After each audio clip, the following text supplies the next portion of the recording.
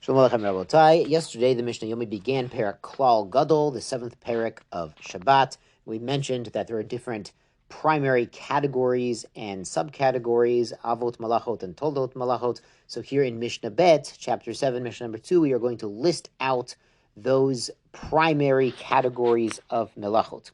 So here we go. Mishnah Bet, Avot Malachot Arbaim Chaser Achat.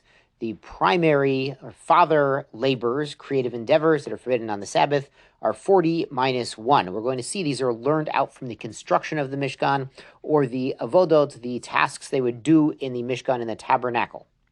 So we start off with planting, and this planting was done to produce plants that were dyes that were used in the tabernacle, or also to produce the lechem apanim. So zoreya, planting a seed, ve'achuresh, or plowing. Now the partner here points out usually you do plowing before planting to loosen the ground. So he says it lists it out of order on purpose to teach you that if you need to do a second plowing to get the seeds to go in, he's also chayev on that second plowing. Hakotzer, harvesting. Hamer, bundling up what you've harvested or gathering it together.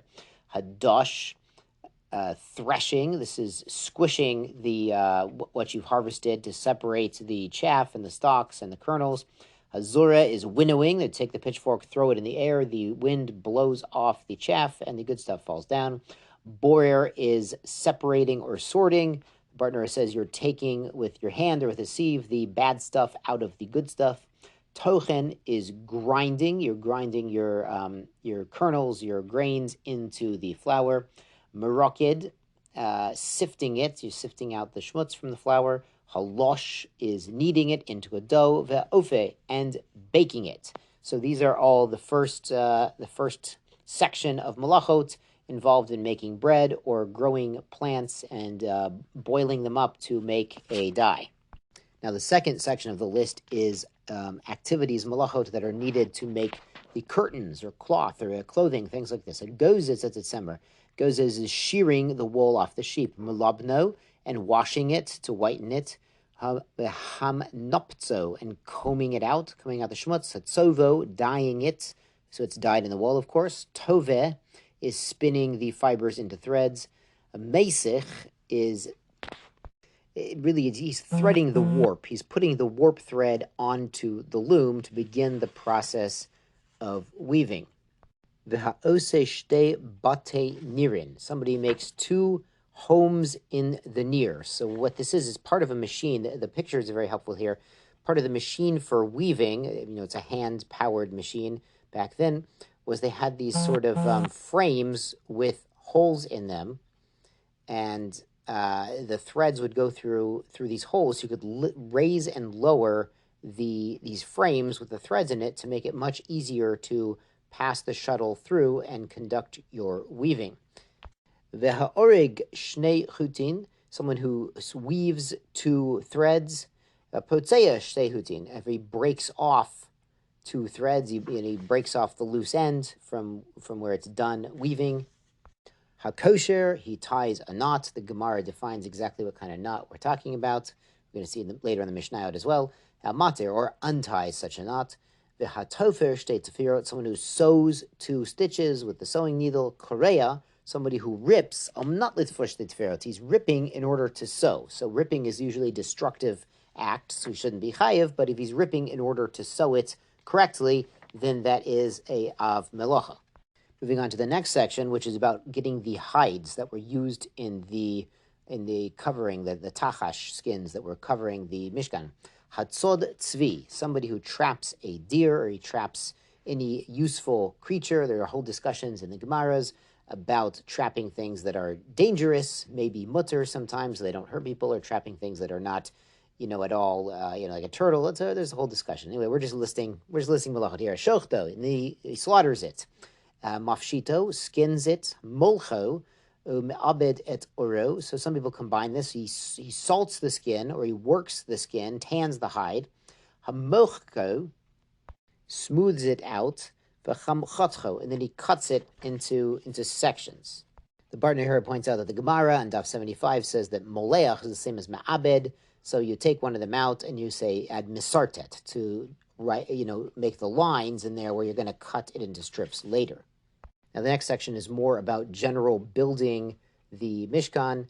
Hakotiv shtei otiot, someone who writes 2 letters. Now they used to write letters on the boards, so you'd put the boards in the correct place. You know, they write Aleph, Bet, Gimel, Dalet, so you know like what order they go into.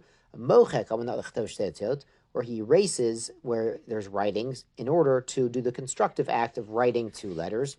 Habone, building, vehasoter, or demolishing. And again, this demolishing, this stira, this soter is needed. It's interesting, the Gemara mentions that hamechabe, extinguishing a fire, a mavir, or lighting a fire. The burner says they had a kettle under the spices for dyeing. Moke bepotish, a hammer blow, like the final finishing touch.